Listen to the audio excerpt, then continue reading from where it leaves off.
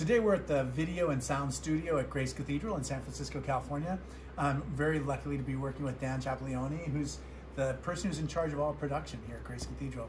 And he is someone who, when he arrived, we just immediately knew things were going to be transformed. I mean, he's got a great vision for how to do audio and visual at the cathedral, and we're really, really grateful to have him.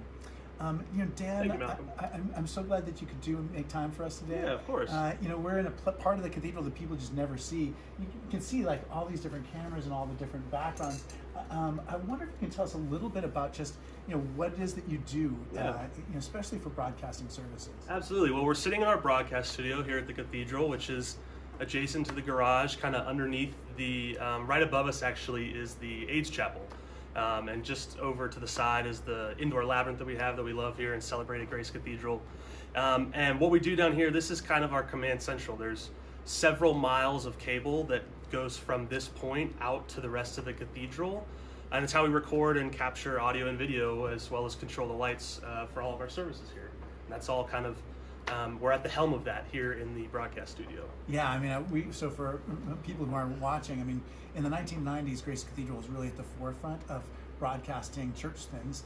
It was kind of like not on television, but as the internet began to evolve, and we received a very generous gift from the Bose Foundation to support that.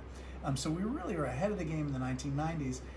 And then by the time we got into the 2010s, we were getting a little bit behind. And so we started this thing called Connected Cathedral, and we bored holes in the cathedral, put in new conduit, got new soundboards, and we installed the last of the cameras in December of 2019.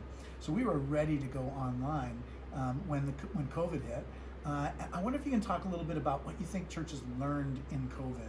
Totally. Well, I think, we obviously all experienced a lot during that time, and the whole shape of how a church connected with the congregation changed, right? It used to be you came to the pews on Sunday morning and you sat there in person and got your experience. And we see now these days that the online engagement, we're able to reach people all over the world, right, who wouldn't be able to come sit in our pews. And so I think that's one thing that is really cool about being able to live stream church. We have organ recitals that we live stream as well, services and events and concerts that we record and stream, all just really exciting things. I know like our regular sound bath was a live stream during the pandemic, right? So people at home could still experience a sound bath. I think even yoga was just live stream for a while. And so, which is really just a cool experience that we were still able to provide all these same activities and services that normally were only available in person.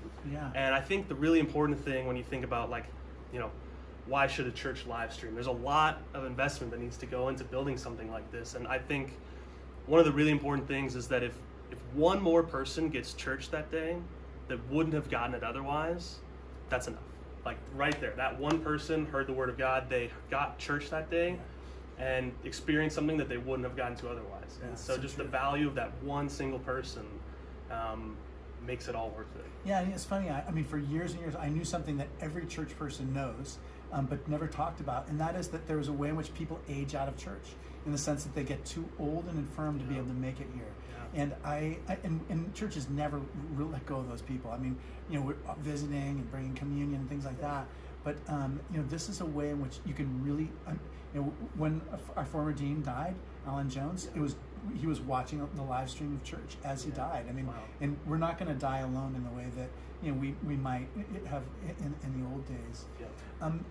We just had the consecration of a new bishop of the cathedral, and it's the first consecration and ordination we've had since 1979, because Bishop Andrus was already consecrated bishop. He was just installed as the diocesan bishop here. But I wonder if you can talk a little about the special challenges of like a really massive event where thousands of people are coming. Yeah, absolutely. Well, you plan and you plan, right? And then we were blessed with rain on Saturday, which of course throw the whole plan out the window, right? Go to plan B. But there's just so many moving parts when you deal with something like that. Such a special day, right? So many moments that you want to capture for the audience at home, and also for our Bishop Austin, who will want to go back and experience that day, maybe next week and maybe in 30 years, right?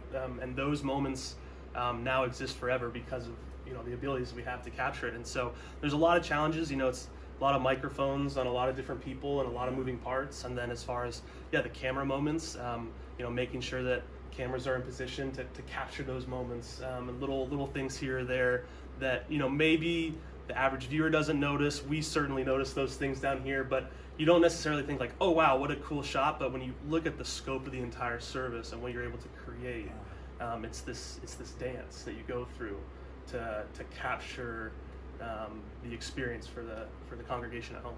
What was your favorite, like one of your favorite shots that we've used in the last? Oh gosh, there's been some really exciting stuff. I think one of my favorite moments was from a Christmas service.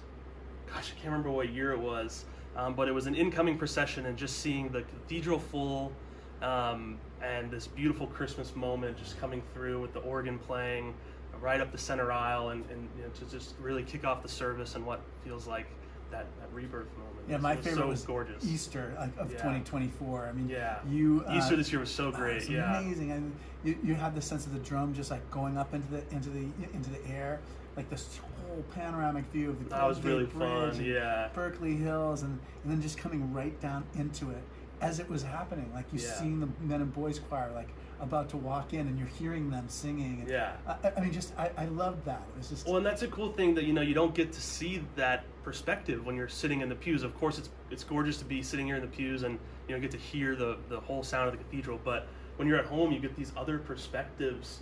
We've even seen from time to time people sitting in the pews with their phone open watching the stream to get that visual perspective counter to where they're That's sitting. What happened on Saturday. Yeah. So there were people who were like in the far end of the cathedral, like by the Gabbardi doors. They can't see anything that's happening up here. Yeah. So there's a number of them brought iPads so they could actually see what's happening in the main part of the service.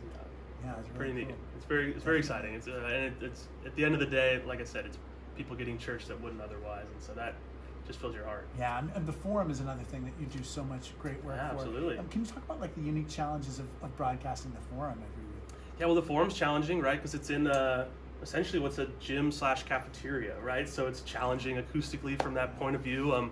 It's all a temporary setup, so we roll it in Sunday morning. We set up the 3 cameras and the full audio setup, and it's that balance that we're always going through of making sure the live in-person experience is just as good as what we'll capture for the online audience later down the road. And that is gets recorded and edited as a video counter to the live streaming that we do from here. And so that just brings a whole host of its own challenges, but in a way it gives us a little bit of a grace period to edit or fix any mistakes that we have. We're compared to a live stream, which is you kind of get what you get, right? Yeah. So each has pros and cons to it, but the forum is a fun experience, and then we get to post that online as an audio podcast as well as a video. Right. I love the audio podcast that we have. Yeah, it's the work that you do is so important, and Robert Sapolsky's forum interview. I think there's like 250,000. I think that's the top video. 250,000. It's funny. I was actually just looking at it today.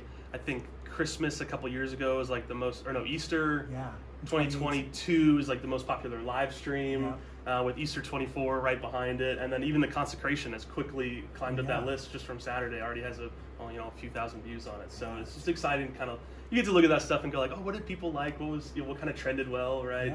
And those things you kind of look at those and like, all right, how do we recreate those moments later down the line? Do you have any dreams for the future for this? I mean, it's hard because you've done such a good job of perfecting what we do.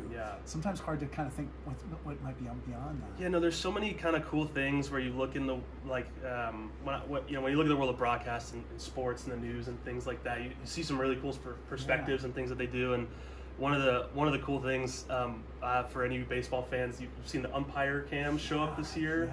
Right, so I'm not suggesting that you wear a GoPro on your head, when you give the sermon. But some of those, we might, maybe we start to see someone in the procession wear a camera, or something like that, right? Or there's any number of things that you could come up with.